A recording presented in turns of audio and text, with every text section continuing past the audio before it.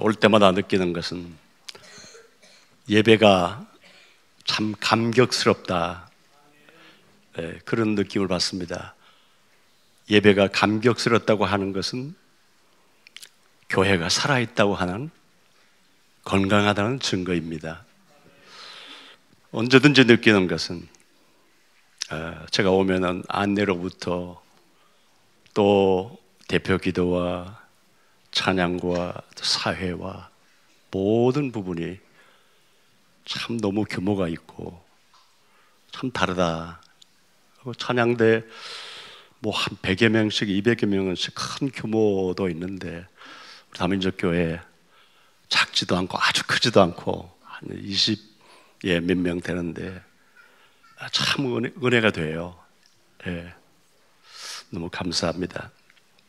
제가 이제 해마다 선교대에 또 올 때마다 우리 다민족 교회에서 이렇게 초청해 주셔서 너무 감사합니다.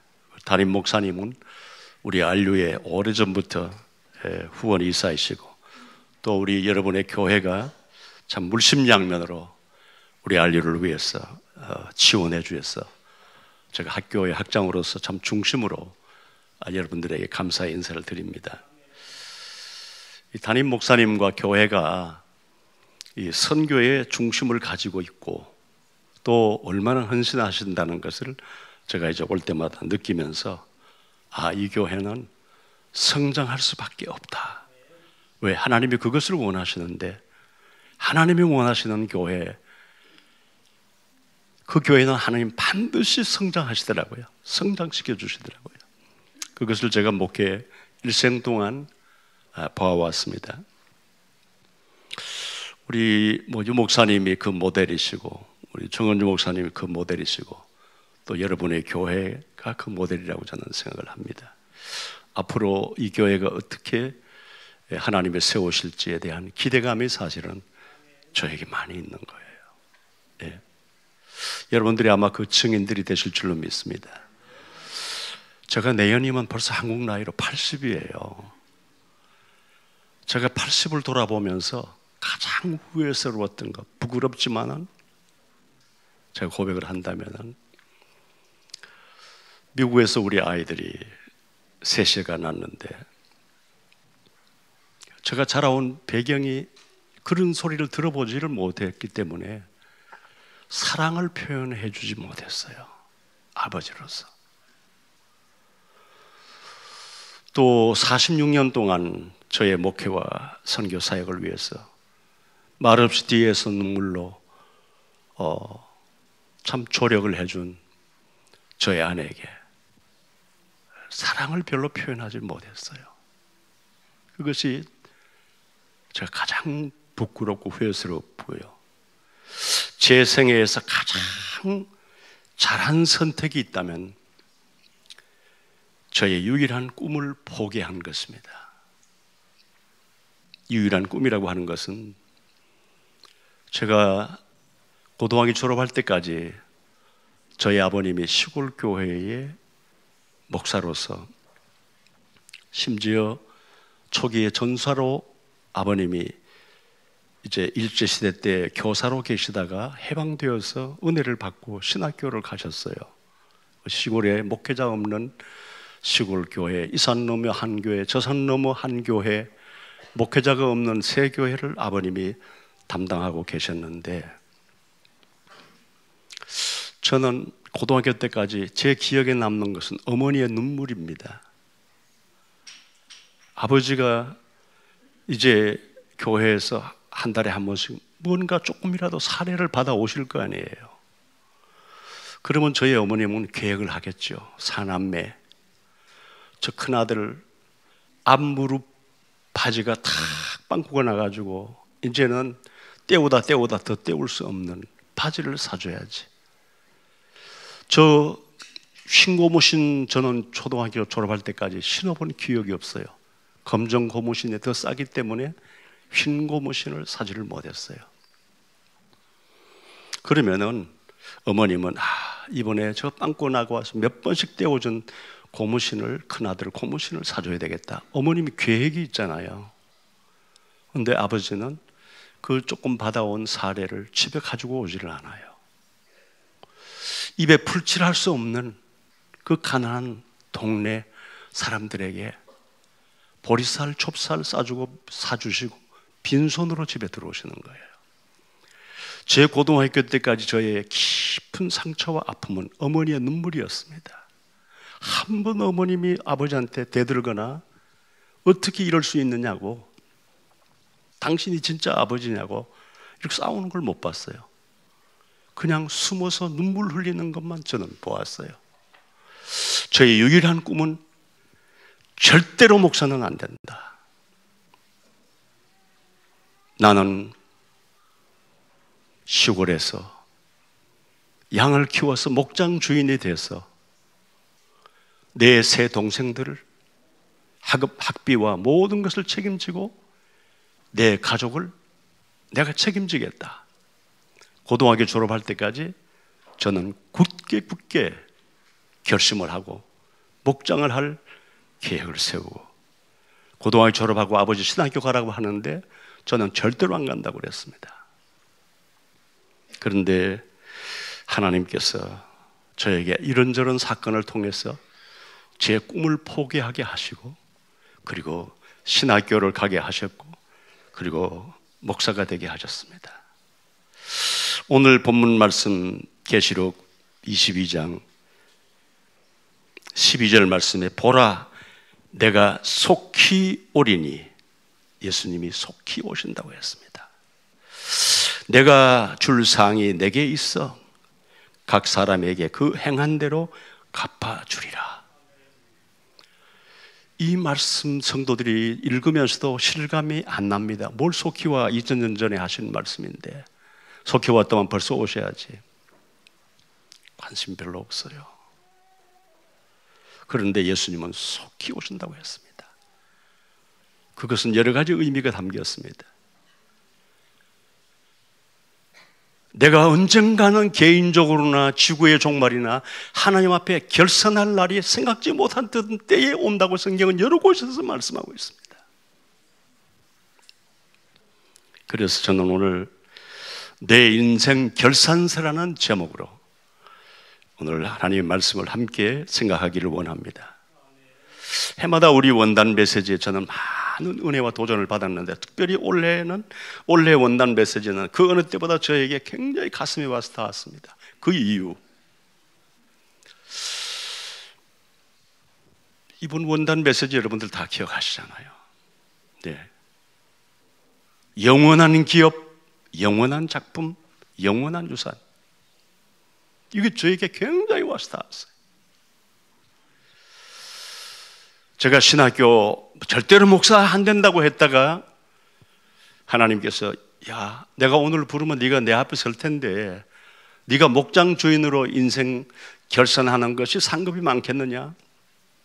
너희 아버지처럼 가난한 시골 목사가 돼서 자식들에게 떳떳지 못하고 아내에게 떳떳지 못한 그 시골 가난한 교회 목사로서 내 일생을 마쳤을 때 두 결산서가 어떻겠느냐? 그 질문 앞에 영원한 천국의 상급을 기대해야지 이 땅의 성공이 무슨 큰 의미가 있느냐? 하나님이 그런 결론을 주시고, 제가 고등학교 졸업하고 2년이 지나서 3년째 신학교를 하나님이 가게 하셨거든요. 원래 이 원단 메시지도 저에게는 굉장히 와서 부딪혔습니다. 굉장히 와서 부딪혔어요. 예, 그날은 분명히 오니까요. 내가 하나님 앞에 섰을 때 내 인생 결산서 어떤 결산서일까? 여러분의 오늘이 하나님 앞에 서는 날이라면 여러분의 인생 결산서는 어떤 내용일까요?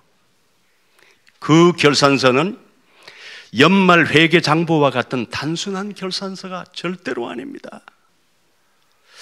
몇 년이 지나면 폐기되거나 수정할 수 있는 것이 절대로 아닙니다. 영원한 것입니다. 그 결산서는. 그날 하나님 앞에서 펼쳐질 내 인생 결산서는 수정할 수 있는 것이 아닙니다. 영원한 결산서입니다. 그 인생 결산서를 수정할 수 있는 기회는 내가 오늘 살아있을 때 호흡할 수 있을 때 내 인생 결산서를 바꿀 수 있습니다. 부끄러운 결산서, 부끄러운 성적? 아닙니다. 살아있을 때는 부끄러운 결산서를 영광스럽고 자랑스러운 결산서로 바꿀 수 있습니다. 그 기회를 오늘 여러분들에게 주신 것입니다. 이 결산서는 결코 가벼운 것이 아닙니다. 영원을 결정지어주는 것입니다. 왜? 우리가 갈 천국은 영원히 사는 것입니다. 지옥 갈 사람도 물론 영원히 살겠지만, 사도 바울은 이 사실을 깨닫고 이런 고백을 했습니다. 그동안 내가 소중히 여기던 모든 것, 자랑스럽게 여기던 모든 것 내가 배설물로 여기노라. 여러분 배설물 알죠? 배설물. 어떻게 가문의 자랑이라든지 인간의 자랑스러운 것들이 어떻게 갑자기 그것이 배설물이 됩니까? 너무나 놀라운 천국의 그 영광을 보았기 때문에 세상의 자랑스러운 것이 거기에 비하면은 배설물 정도밖에 안 된다는 것을 바울은 깨달은 거예요. 바울은 과장법을 써서 표현한 것이 절대로 아닙니다. 실제로 가치를 보고 나니까, 영원한 세계에 펼쳐질 나의 상급을 보고 나니까 세상의 자랑스러운 그 모든 것들은 배설물에 불과하다고 하는 그런 것을 사실 깨닫게 된 거예요. 내가 그리스도를 아는 것이 가장 고상한 것이다. 나는 십자가 외에는 아무것도 자랑하지 않겠다. 나는 날마다 죽노라. 왜? 내가 복음을 전파한 후에 도리어 버림이 될까 두렵노라. 나는 그리스도와 함께 죽었고 이제 내가 사는 것은 내 안에 그리스도께서 주인으로 사는 것이다. 이제는 더 이상 내가 주인 노릇하는 것이 아니고 내 안에 계신 그리스도 그분이 이제는 내 삶을 이끌어 가실 것이다. 놀라운 고백을 했습니다. 이 사도 바울의 고백은요, 놀라운 고백입니다. 어떻게 이렇게 우리가 지금도 소중히 여기는 거 너무 많잖아요. 그거 여러분들에게 똥물, 오줌, 그게 오물이 될 수 있습니까? 무엇을 보았기에 도대체 사도 바울은 무엇을 보았기에 그렇게 자랑스러운 세상 모든 것이 오물로 여겨질 수가 있겠는가? 고린도후서 12장 1절 이하에 바울은 14년 전에 셋째 하늘로 이끌려 갔다고 고백을 했습니다. 많은 추석학자들은 사도 바울이 3층 천, 즉 천국을 경험했다고 해석을 합니다. 또 4절 말씀해 보니까 내가 본 낙원을 말로 다 표현할 수 없다, 이렇게 말을 했어요. 내가 본 낙원 말로 다 표현할 수 없다. 천국을 보신 분이잖아요. 12장 7절 말씀해 보니까 여러 계시를 받은 것이 지극히 크다. 지극히 크다. 이게 뭐 세상 것으로 표현이 안 되는 거예요. 그러니까 지극히 그냥 크다. 사도행전 20장 24절에 보니까 하나님의 은혜의 복음을 전파하면은 나의 생명도 조금도 귀한 것으로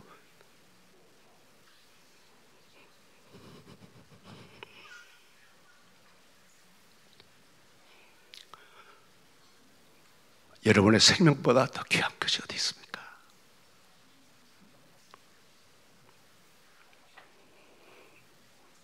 내가 하나님의 은혜의 복음을 전파하는 일을 위해서 내 생명도 조금도 귀하게 여기지 않겠다. 무엇을 보았기에, 무엇을 경험했기에 어떻게 이런 고백을 할 수가 있을까요? 내 생명 조금도 귀하게 여기지 않겠다. 이것이 올 원단 메시지에 주신 영원한 기업, 영원한 유산, 영원한 작품, 영원한 상급. 오늘 분명히 계시록에 내가 줄 상이 있다고 말씀했습니다. 여러분이 기대하는 상은 무엇입니까? 오늘 다민족 교회의 귀한 성도님들, 귀한 전도자들, 사도 바울이 보았던 이 눈이 열리시기를 주의 이름으로 축원합니다. 그럼 무슨 예수 잘 믿어라, 기도 많이 하라, 목숨 걸어라, 뭐 이런 말 할 필요가 있을까요? 없죠. 사도 바울에게 누가 그런 말을 했습니까? 하나님이 그냥 천국의 광경을 한번 보여주었는데 율법 충만한 사울이 바울 된 것도 기적이지만 그가 생명을 조금도 귀하게 여기지 않겠다고 하는 이 고백은 무엇을 보았기 때문이잖아요. 정말 오늘 다민족 교회 귀한 우리 전도자들, 이 눈이 열리시기를 주의 이름으로 축원합니다. 강조할 필요가 없잖아요. 보았는데, 발견했는데 무슨 강조가 필요합니까?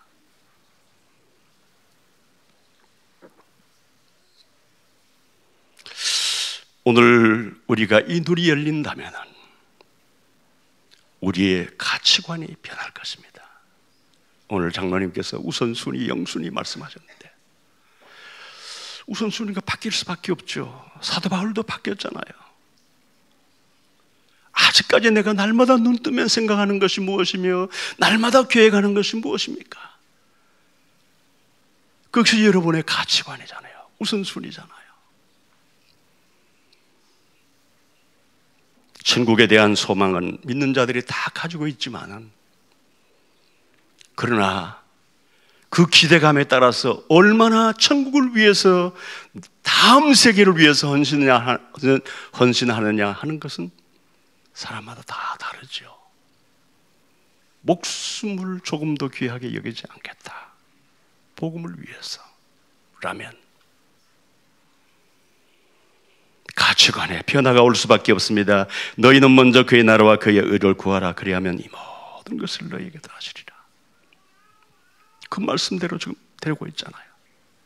골로새 3장 1, 2절 말씀해 보니까 그리스도와 함께 다시 살리심을 받았으면 위의 것을 찾고 위의 것을 생각하고 땅의 것을 생각지 말라. 분명히 구원받은 성도가 어떻게 살아야 될 삶의 방향과 우선순위를 성경은 분명히 제시하고 있는데, 모든 사람들은 눈 뜨면 눈 감을 때까지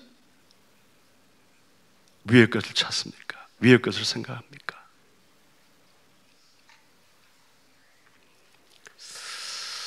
참된 가치, 내가 버려야 할 것과 집중해야 될 것이 무엇인지 분명해질 것입니다. 내 삶에 무엇이 가장 가치 있는 일인지, 무엇이 우선되어야 하는지 분명해질 것입니다. 우리가 영적 세계를 정말 보았다면,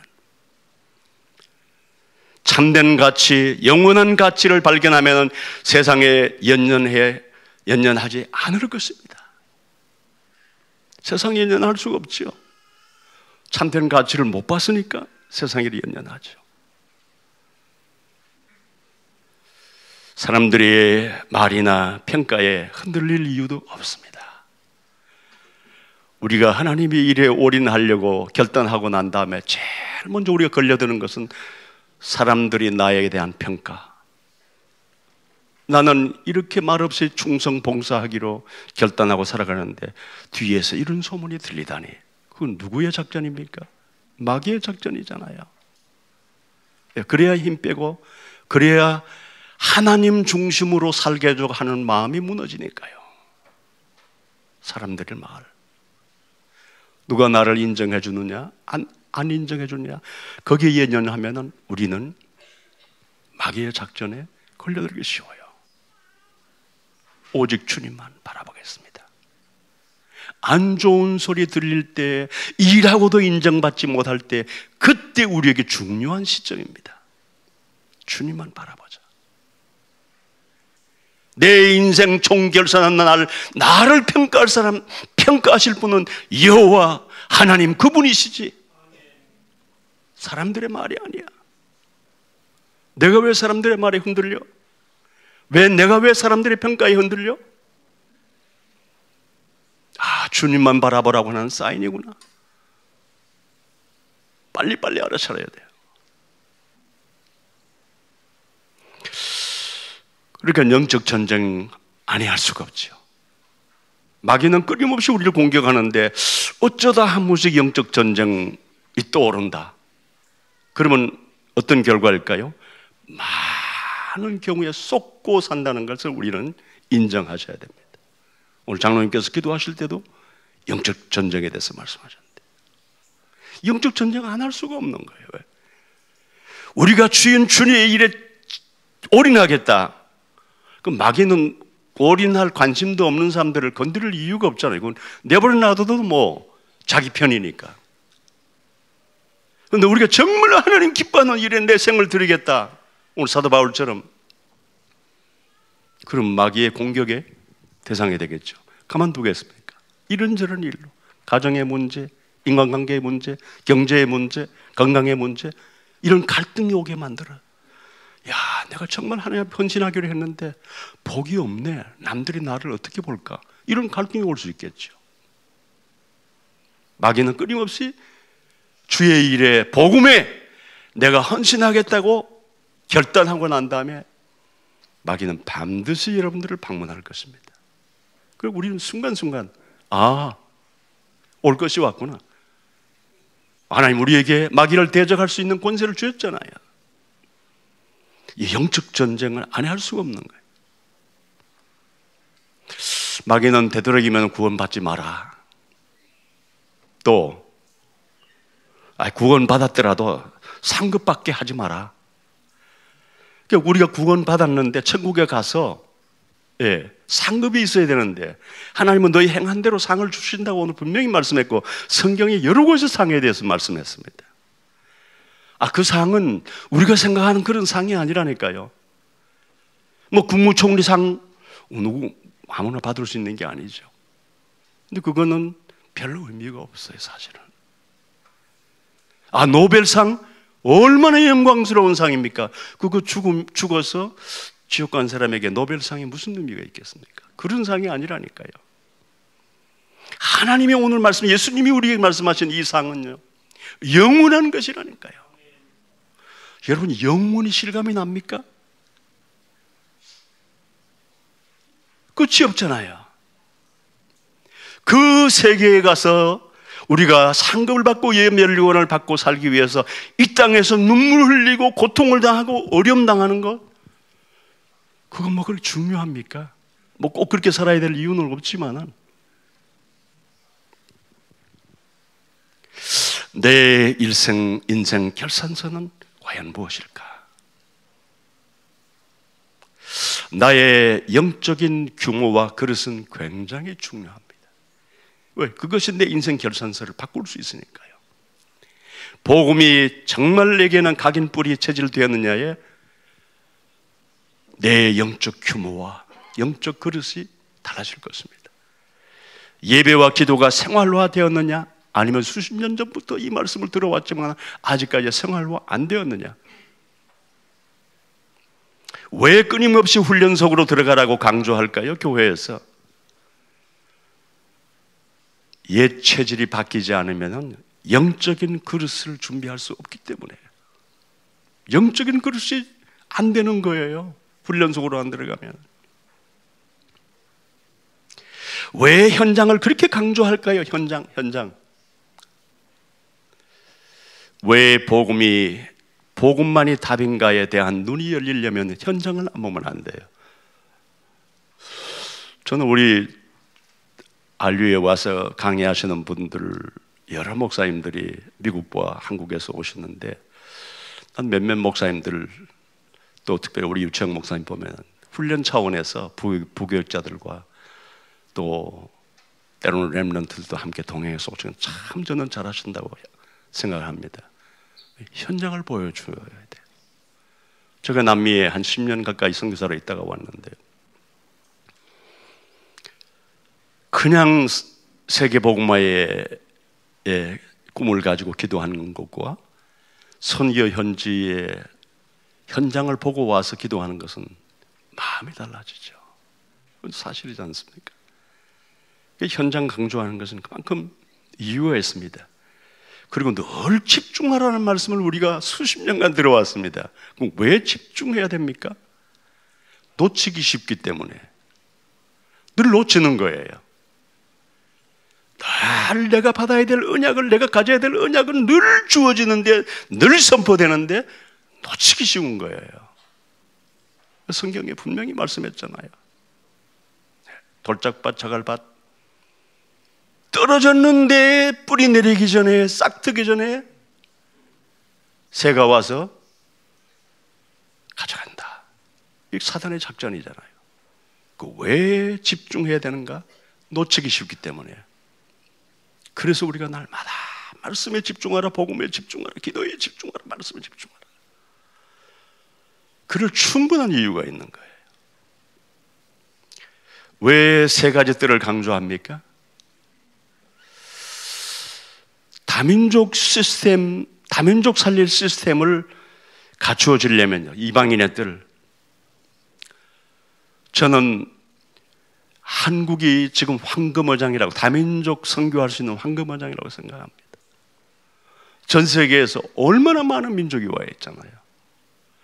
오늘 찬양할 때에 우리 다민족 교회에 이제 외국인이, 다민족이 함께 찬양팀이 돼서 찬양하는 거 보고 한국 교회에서 아직 잘 못 봤거든요. 이게 얼마나 아름다운 일입니까? 다민족이 벌써 찬양팀이 되어서 앞에서 한국말로 찬양을 할 정도면요. 한국은요, 다민족 선교에 지금 황금어장입니다. 하나님이 그 시기를 준 거예요. 여러분들 교회 이름부터가 다민족 교회잖아요. 왜? 그런 이미 비전이 있기 때문에, 그 꿈이 있기 때문에 교회 이름부터. 오늘 경기 남부 이 일대에 얼마나 많은 다민족들이 와 있습니까? 여러분의 교회를 통해서 그분들이 예수 믿고 구원받고 전도제자가 되어서 혹 자기 나라로 돌아가면 전도제자가 되는 놀라운 응답이 있기를 주의 이름으로 축원합니다. 놀라운 일입니다. 또 기도의 뜰. 여러분, 모든 그 자동차나 뭐가 움직이려면은 뭐가 있어야 됩니까? 발전을 해야 되잖아요. 발전. 기도는요, 교회가 성장하는데 교회가 움직이는 발전실과 같아요. 기도가 없다면은 발전기 끄고 있는 거예요. 제가 이제 다민족 교회에 와서 느끼는 것은, 이렇게 설교하면은 제일 잘 받아들여요. 제일 잘 받아들여요. 예. 제가 솔직히 좀 이렇게 여행 중에 기도 충분히 못하고 설 때도 많잖아요. 여러분들의 기도가 많으니까, 여러분들의 기도 때문에 제가 설교하는 것 같아요. 잘 받아들여요. 굉장히 잘 받아들여요. 기도가 있는 영적 분위기를 느끼는 거예요.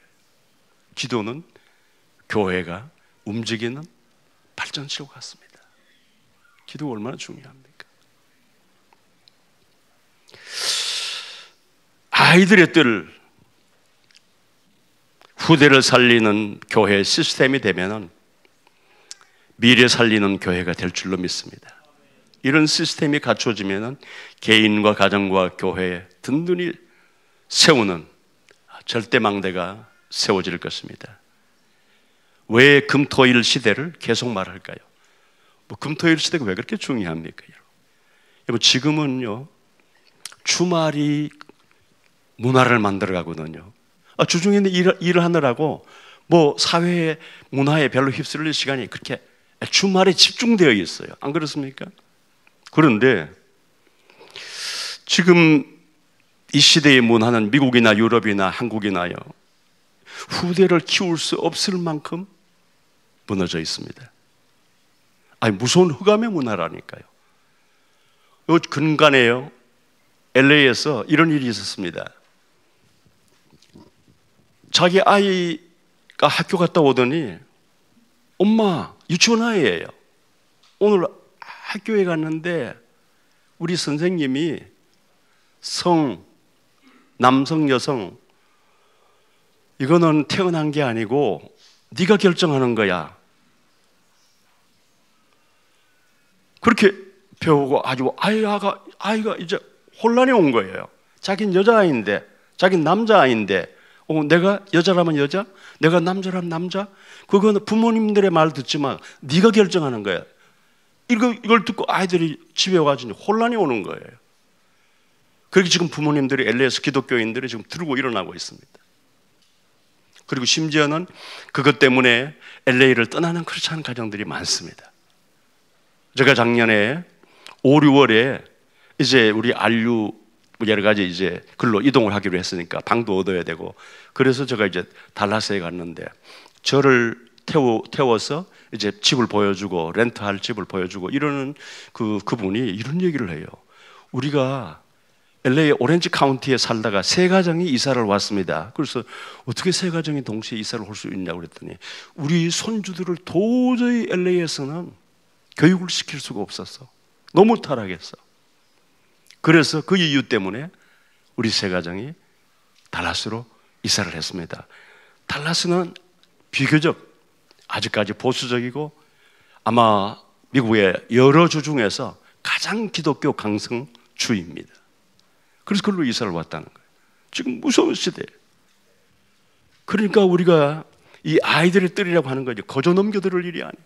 우리가 후대를 살리려면 금토일 시대를 열어서 성경적인 문화, 창조 질서의 문화, 복음적인 문화로 바꾸어야 우리 후대들이 살 수 있는 거예요. 문화의 영향을 안 받는 사람이 어디 있겠습니까? 다 문화의 영향을 받죠. 소돔 고모라 때 그때 롯이 불신자입니까? 아니잖아요. 롯이 악한 사람입니까? 아니잖아요. 천사들을 대접하고 자기 딸들을 희생시키더라도 자기 집에 온 손님으로 온 천사들을 보호해 주려고 할 정도로 선한 사람이잖아요. 그런데 어떻게 했죠? 우리 딸들을 내어줄 테니까 너희들이 좋을 대로 즐겨라. 그럴 수 있습니까? 아버지가? 목숨 걸고 사서해야죠. 우린 죽었으면 죽었지 우리 딸들 못 내준다. 그래야 될 거 아니에요. 최소한 우리의 도덕성 기준으로라도. 그런데 우리 딸들을 내어줄 테니까 너희들이 즐겨라. 그러나 손님은 못 내주겠다. 그게 왜 그렇습니까? 그 당시에 소돔 고모라성의 문화가 그랬으니까요. 모든 사람들은 문화의 영향을 받습니다. 예외가 될 수 없어요.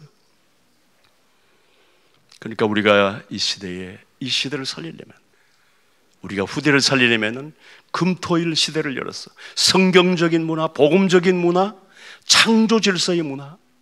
하나님이 남성 여성으로 창조했는데 뭐가 성을 네가 결정해? 그건 말이 안 되잖아요.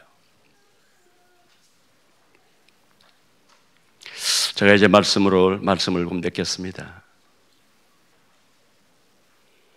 내 인생 결산서, 참된 가치를 발견하면은 정말 영원한 상급과 영원한 세계를 우리가 거기에 대한 소망이 커진다면은 우리의 가치관이 바뀔 수밖에 없고 우리의 삶의 우선순위가 바뀔 수밖에 없습니다. 안 바뀐다고 하는 것은 아직 못 보았기 때문이에요. 안 바뀐다고 하는 것은 아직 그 나라에 대한 기대감이 별로 없기 때문이에요. 천국 간다는 걸 아는데, 영원히 산다는 것도 아는데 거기에 대한 큰 기대가 없기 때문에 우리 삶이 안 바뀌는 거예요. 거기에 대한 기대감이 바뀐다? 거기에 대한 기대감이 넘친다? 복음을 위해서 내 생명을 조금도 아끼지 아니하노라. 내 생명도 조금도 아끼지 않겠다. 너무나 놀라운 영원한 상급을 보았기 때문에. 오늘 우리는 모든 말씀이 내게 개인화, 현장화되는 것이 어떤 것보다 중요합니다. 수십 년간 복음, 수십 년간 그리스도, 수십 년간 각인 뿌리 체질, 오직 유일성 재창조 수십 년 들어왔지 않습니까? 중요한 것은 내게 개인화되었느냐, 말씀이 우리 가정과 교회와 내 현장에 현장화되었느냐? 그러면 증인이 되겠죠. 개인화되었을 때 증인이 되고 현장화되었을 때 증인이 된다는 것이지, 내게 체험도 없는데 무슨 증인이 되겠습니까? 설명을 할 수 있겠죠. 우리의 옛 속담에, 한국의 옛 속담에 구슬이 서말이라도 끼어야 보배가 된다. 수십 년 동안 들어온 이 말씀이 내게 개인화될 때에 보좌의 능력, 보좌의 축복이 무엇인지를 체험하게 될 것이고 증인이 될 것입니다.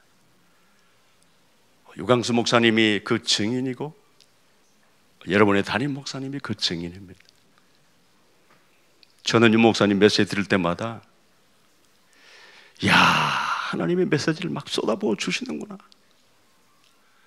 그리스도 안에 지혜, 지식 모든 보화가 감추어 있느니라.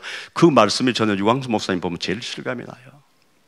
지혜, 지식 모든 보화 그리스도 안에 감춰져 있다. 그걸 보면 실감이 나요. 그 말씀이 실감이 나는 거예요.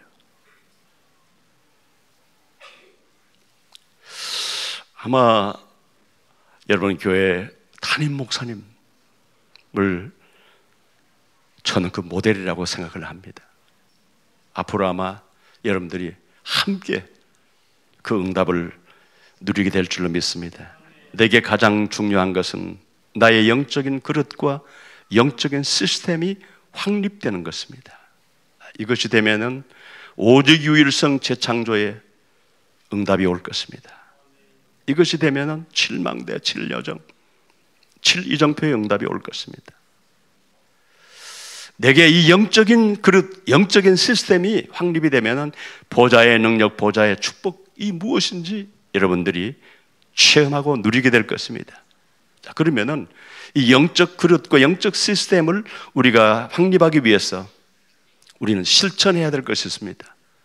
말이 아니라 실천해야 될 것이 있다니까요. 나의 영적인 그릇, 영적인 시스템이 확립하기 위해서는 내가 실천해야 될 것이 있는데 유 목사님 그런 말씀했어요. 개인 기도 계획을 세우라. 개인 기도 계획. 모든 것은 기도에서부터 시작되니까요. 개인 예배 계획을 세우라. 개인 전도 계획을 세우라. 이렇게 세 가지를 말씀하셨어요. 이것이 되면 날마다 영적인 힘을 얻고 그리고 불신앙을 이기게 될 것입니다. 세상에 마음 빼앗기지 않을 것입니다. 성령의 인도를 받게 될 것입니다. 증인의 삶을 살게 될 것입니다. 사람들을 도우고 살리는 증인이 될 것입니다. 전도 선교할 수 있는 응답이 올 것입니다. 전도하려고 결심하는 것도 중요하지만은 중요한 것은 전도할 수 있는 응답이 와야 되잖아요. 제가 시간이 많이 지났기 때문에 뭐 이 사람 저 사람 제가 예를 들 수는 없지만은 그런 분들이 있더라고요. 전도할 수 있는 응답이 오더라고요.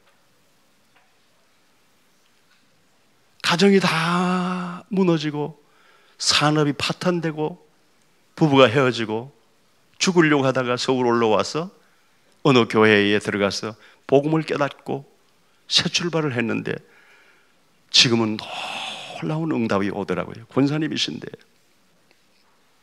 제가 이제 내일 만나기로 했거든요. 하나님의 모든 것을 회복시켜 주시더라고요.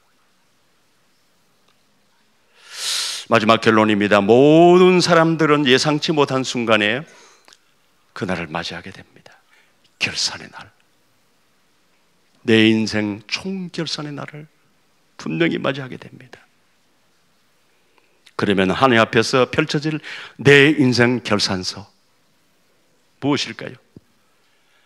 그 결산서 때문에 사람들이 황당하고 늘 들어왔지만 이렇게 이 순간을 맞이할 줄 몰랐는데 그런 사람들도 있겠죠.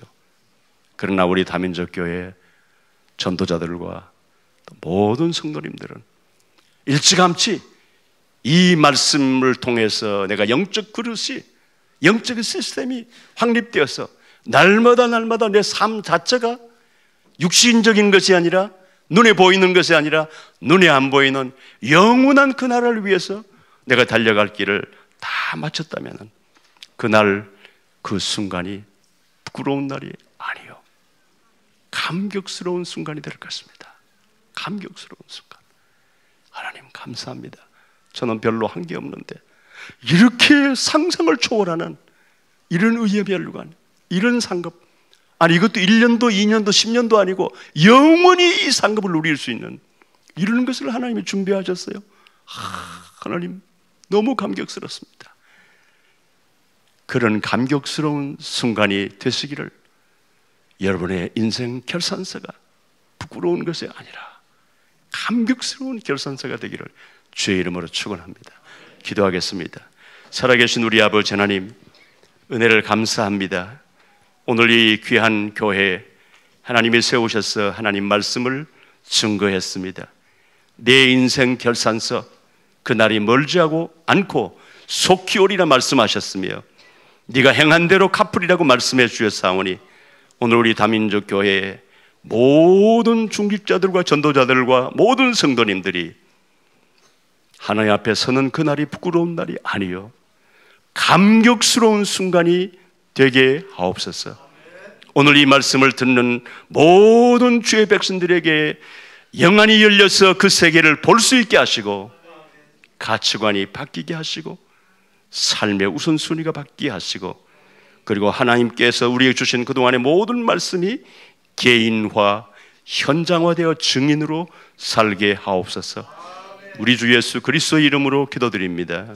아멘.